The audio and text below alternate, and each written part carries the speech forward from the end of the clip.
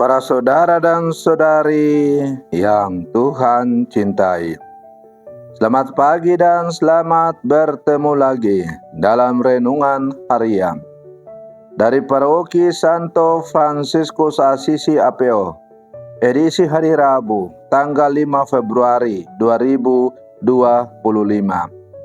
Hari ini Gereja Semesta memperingati peringatan wajib Santa Agatha, perawan dan martir. Dan khusus kita di tanah Papua, hari ini tanggal 5 Februari kita merayakan Hari Pekabaran Injil. Mengawali hari yang baru ini, kita hendak mendengar dan merenungkan sabda Tuhan. Marilah sebelum kita mendengar dan merenungkan sabda Tuhan, kita berdoa. Dalam nama Bapa dan Putra dan Roh Kudus. Amin. Allah Bapa, sumber kemurnian, Santa Agatha, perawan dan martirmu, senantiasa menyenangkan Dikau karena berani mempertahankan kemurnian dan rela mati demi iman. Anugerahkanlah belas kasih-Mu kepada kami berkat doa-doanya, agar kami hidup dalam kekudusan. Bersabdalah ya Tuhan, kami siap mendengarkan. Terpujilah Engkau Bapa, Putra dan Roh Kudus, kini dan sepanjang segala masa. Amin. Para saudara dan saudari yang Tuhan cintai, sabda Tuhan yang hendak kita dengar dan kita renungkan untuk mengawali hari yang baru ini diambil dari Injil Markus pasal 6 ayat 1 sampai 6. Tuhan bersamamu. Inilah Injil suci menurut Markus. Pada suatu ketika, Yesus tiba kembali di tempat asalnya, sedang murid-muridnya mengikuti dia.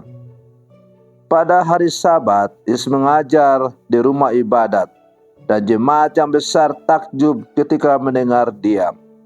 Mereka berkata, "Dari mana diperolehnya semuanya ini? Hikmat apa pulakah yang diberikan kepadanya? Dan mujizat-mujizat yang demikian bagaimana dapat diadakan oleh tangannya? Bukankah ia ini tukang kayu, anak Maria? Bukankah ia saudara Yakobus, Yoses, Yudas, dan Simon? Dan bukankah saudara-saudaranya yang perempuan ada bersama kita?" Lalu mereka kecewa dan menolak dia. Maka Yesus berkata kepada mereka, "Seorang nabi dihormati di mana-mana, kecuali di tempat asalnya sendiri, di antara kaum keluarganya dan di rumahnya." Maka Yesus tidak mengadakan satu mujizat pun di sana, kecuali menyembuhkan beberapa orang sakit dengan meletakkan tangannya atas mereka.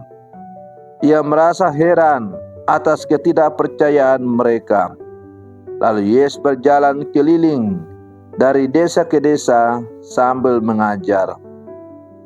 Demikianlah sabda Tuhan.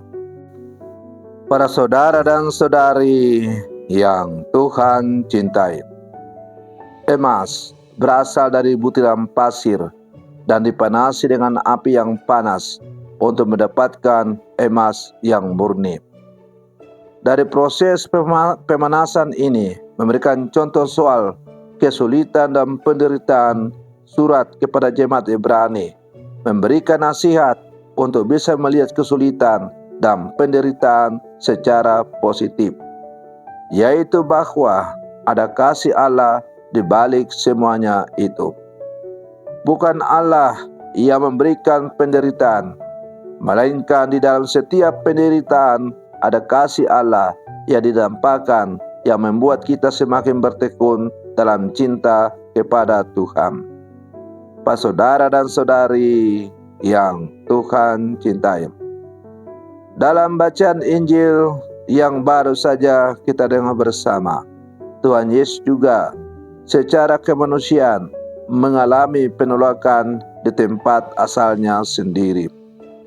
Orang memandangnya hanya dari kemanusiaan saja dari Tuhan Yesus. Mereka tidak mau menerima kelahan Tuhan Yesus. Tuhan Yesus dapat melewati penolakan ini dengan cinta kasih sebagai Allah. Banyak hati yang akhirnya percaya kepadanya. Para saudara dan saudari yang Tuhan cintai, sebagai murid-murid Tuhan yang hidup zaman sekarang, kita juga dapat belajar dari kesetiaan Santa Agatha yang hari ini diperingati oleh gereja. Dalam menghidupi dan mempertahankan kemurnian cintanya akan Tuhan dengan hidup murni, walaupun dengan jalan kesulitan dan penderitaan, ia tetap menjalaninya dengan sukacita.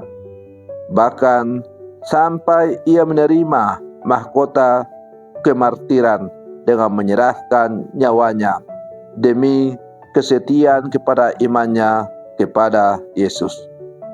Para saudara dan saudari yang Tuhan cintai, tidak jarang dalam kehidupan kita hanya banyak orang kita temui melihat dan menilai orang dari asal usul mereka, seakan-akan bahwa asal usul orang itu akan sungguh menentukan jati orang itu. Misalnya, kalau seorang anak mempunyai latar belakang seorang ayah yang tukang pemabuk, maka orang sudah punya cap, pasti anaknya akan jadi pemabuk. Orang akan melihat, mencap, menjustifikasi kelompok-kelompok tertentu dengan cap-cap berdasarkan pemahaman yang sempit.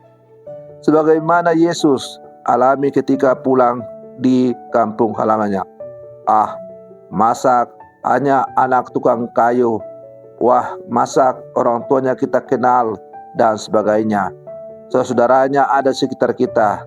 Masa dia mau lebih dari kita? Para saudara dan saudari yang Tuhan cintai, Allah memberikan kemampuan kepada setiap orang dengan kapasitasnya masing-masing. Maka kita tidak perlu iri hati, cemburu dengan kemampuan orang yang mungkin melebihi kita. Karena yang jelas, kepada kita semua telah diberikan karunia-karunia sesuai dengan kemampuan kita masing-masing. Maka menjadi tugas dan tanggung jawab kita adalah mengembangkan segala potensi yang Tuhan berikan kepada kita demi untuk kemuliaan Tuhan. Allah menjelma menjadi manusia, namun dalam kemanusiaannya itu, ia selalu menampakkan belas kasih sebagai seorang Allah yang menjelma menjadi manusia. Namun penjelmaan Allah menjadi manusia itu ditanggapi manusia hanya semata-mata dari sisi kemanusiaannya saja. Dan karena itu, ketika Yesus menampilkan belas kasih Allah, menawarkan kasih kepada Allah, ia disempurnakan dengan mengadakan pelbagai macam-macam tanda mujizat.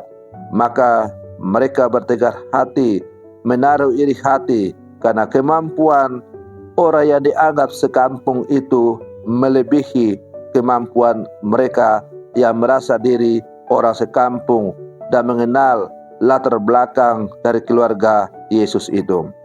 Para saudara dan saudari yang Tuhan cintai, maka mari kita berlangkah bersama sebagai murid-murid Yesus. Kita terus memiliki hati yang penuh belas kasih sebagaimana digambarkan, diteladankan oleh Yesus kepada kita dan Santa Agatha. Kita tidak perlu takut bila mana kita mengalami cibiran, penolakan karena iman kita kepada Tuhan. Karena bagi kita, Tuhan adalah segala-galanya dalam seluruh kehidupan kita. Semoga permenungan saya untuk mengawali hari yang baru ini semakin menghantar kita menjadi murid-murid Yesus yang sejati. Selamat pagi, Tuhan Yesus memberkati.